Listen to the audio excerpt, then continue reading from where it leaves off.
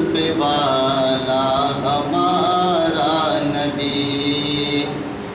عنبری زلف والا ہمارا نبی، عنبری زلف والا ہمارا نبی، روشنی کا حوالہ ہمارا نبی،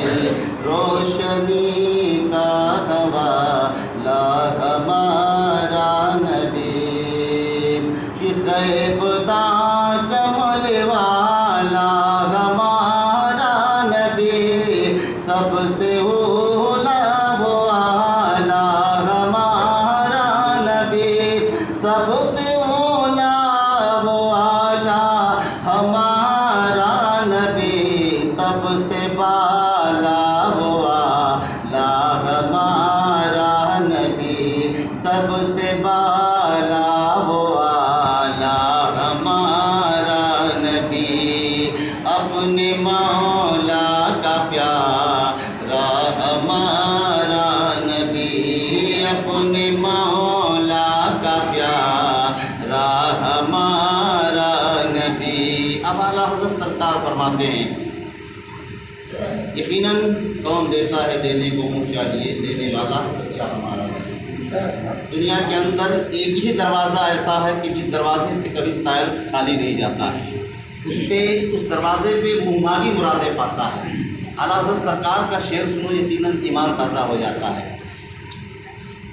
سر پہ غیروں کے زحمت نہ فرمائیے، سر پہ غیروں کے زحمت نہ فرمائیے،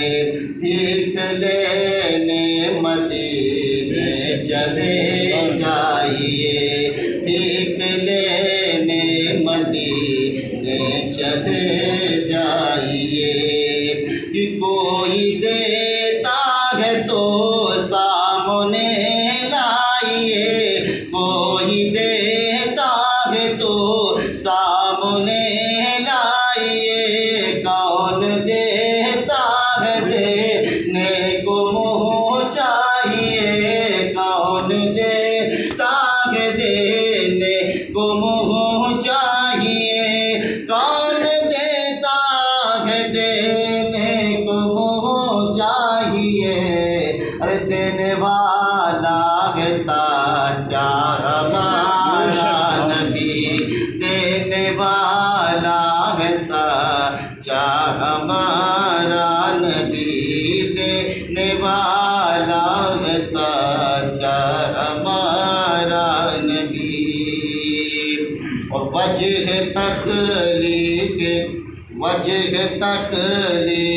عالم نہ فرمائیے،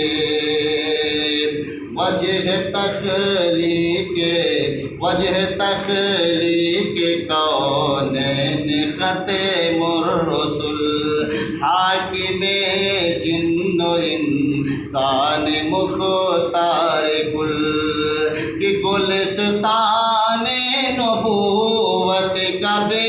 مثل گل، خلق سے اولیاء سے رسول، خلق سے اولیاء سے رسول، اور رسولوں سے اعلیٰ ہمارا نبی، اور رسولوں سے اعلیٰ ہمارا نبی، سب سے اولا والا ہمارا نبی، دونوں عالم کا دولہا ہمارا نبی۔ درود پاک اللہم صلی علی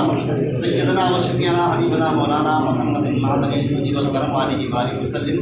صلاۃ و سلام علیک سیدی یا رسول اللہ، صلاۃ و سلام علیک سیدی یا حبیب اللہ صلی اللہ علیہ وآلہ وسلم۔ رات قرآن مقدس میں رب ارشاد فرماتا ہے محمد رسول اللہ، محمد صلی اللہ علیہ وسلم اللہ کے رسول، اس کے برگزیدہ بندے ہیں۔ رسول اعظم صلی اللہ علیہ وآلہ وسلم بے مثل سرکار ہیں، بے مثل آقا ہیں، بے مثل نبی ہیں، ان کے جیسا کوئی نبی آج آیا ہی نہیں۔ آدم سے لے کر عیسیٰ تک کم و بیش 1 لاکھ یا کم و بیش 2 لاکھ 24,000 انبیاء کرام مرسلین اعظام سب میرے نبی کے غلام ہیں، سب میرے نبی کے غلام ہیں، سب میرے نبی کے جو ہے صدقے میں آئے، سب میرے نبی کے امتی ہیں۔ اب رسول اعظم صلی اللہ علیہ وسلم کا مقام ملاحظہ فرمائیں۔ سطح ذہن پر ایک سوال پیدا ہوتا ہے، رسول اعظم صلی اللہ علیہ وسلم نے جب اپنی نبوت کا اعلان کیا، مانو میں اللہ کا رسول ہوں، ایک خدا ہے جو لوگوں کو زندگی بھی دیتا ہے، لوگوں کو موت بھی دیتا ہے، اور مرنے کے بعد اس خدا کے اندر اتنی طاقت ہے، قدرت ہے کہ یوم الآخر پھر اسے زندہ فرمائے گا، اسے زندہ فرما کر اس سے حساب و کتاب لیا جائے گا۔ اس نے زندگی میں کتنے اچھے اعمال کیے ہیں، زندگی میں کتنے برے اعمال کیے ہیں، سارے سوالات و جوابات کا ایک دفتر اس کے سامنے جو ہے پیش کیا جائے گا۔ رب وہ ہے جو مرنے کے بعد بھی زندہ فرما کر لوگوں کے حساب و کتاب کو لے گا۔ جب میرے آقا نے مکہ المکرمہ کی سرزمین پر یہ سوال لوگوں کے سامنے ظاہر کیا، یہ اپنا مقصد حقیقی لوگوں کے سامنے ظاہر کیا، کفار عرب ہیں، ان میں سب سے بڑا یقیناً کہا جائے گا رسول اعظم صلی اللہ علیہ وسلم کا چچا ہے، مگر اسے چچا کیوں کہا جائے؟ صرف نسبت سے چچا کہا جا رہا ہے، ورنہ وہ تو جہنمیوں کا سردار ہے،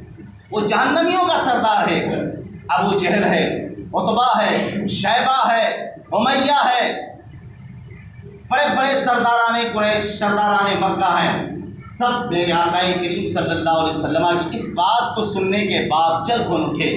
یہ تو ایسا دین لے کر آیا، یہ تو ایسا مذہب لے کر آیا کہ ہمارے خداؤں کو برا کہہ رہا ہے، ہمارے خداؤں کو بے طاقت کہہ رہا ہے، ہمارے خداؤں کی پاور کا کوئی معاملہ ہی نہیں ہے، یہ تو صرف ایک خدا کی عبادت کے لیے دعوت دے رہا ہے، اور اس خدا کی طاقت یہ بیان کر رہا ہے کہ اس خدا کے اندر اتنی طاقت ہے، وہ زندگی بھی دیتا ہے، وہ موت بھی دیتا ہے، پھر اتنی طاقت رکھتا ہے کہ یوم الآخر پھر لوگوں کو زندہ فرمائے گا، ایک عرصہ تک قبر میں لیٹے رہنے کے بعد، جبکہ ہڈی کا پتہ نہیں ہوگا، گوشت کا پتہ نہیں ہوگا، چمڑے کا پتہ نہیں ہوگا، بال کا پتہ نہیں ہوگا، اس کے جسم کے کسی اجزاء کا پتہ نہیں ہوگا، مگر اس خدا کو اتنی قدرت ہے، اس خدا میں اتنی طاقت ہے کہ وہ خدا پھر اس کو انسان کو زندہ فرما کر جو ہے میدان حشر میں لائے گا، اور اس کے نام اعمال کو اس کے سامنے رکھا جائے گا، اس سے حساب و کتاب لیا جائے گا۔ جب لوگوں نے اس چیز کو سنا، اس جو ہے بات کو سنا، وہ بہت ٹینشن میں ہو گئے، بہت فکر میں ہو گئے، کہا میرے پاس 360 خدا ہیں، ان میں اتنی طاقت نہیں ہے کہ مرنے کے بعد وہ زندہ کر سکیں، اور ایک خدا میں اتنی طاقت ہے کہ مرنے کے بعد وہ یوم الآخر قیامت کے دن زندہ فرمائے گا، پھر سوالات و جوابات کا دفتر اس کے سامنے پیش کیا جائے گا۔ ایک خدا کی عبادت کے لیے درس دے رہا ہے، ایک خدا کی عبادت کے لیے جو ہے لوگوں کو تلقین، لوگوں کو جو ہے دعوت فکر دے رہا ہے۔ یہ محمد جادوگر ہے معاذ اللہ، اس کے اندر بہت شعبتیں موجود ہیں، جادوگر، اللہ اکبر۔ یہ میرے آقا کریم صلی اللہ علیہ وسلم کی شان کریمی میں گستاخانہ جملہ استعمال کیا جا رہا تھا۔ رسول اعظم صلی اللہ علیہ وسلم نے پھر بھی اس پہ کوئی توجہ نہ دی، میرے آقا کی طرف، میرے آقا کی بارگاہ میں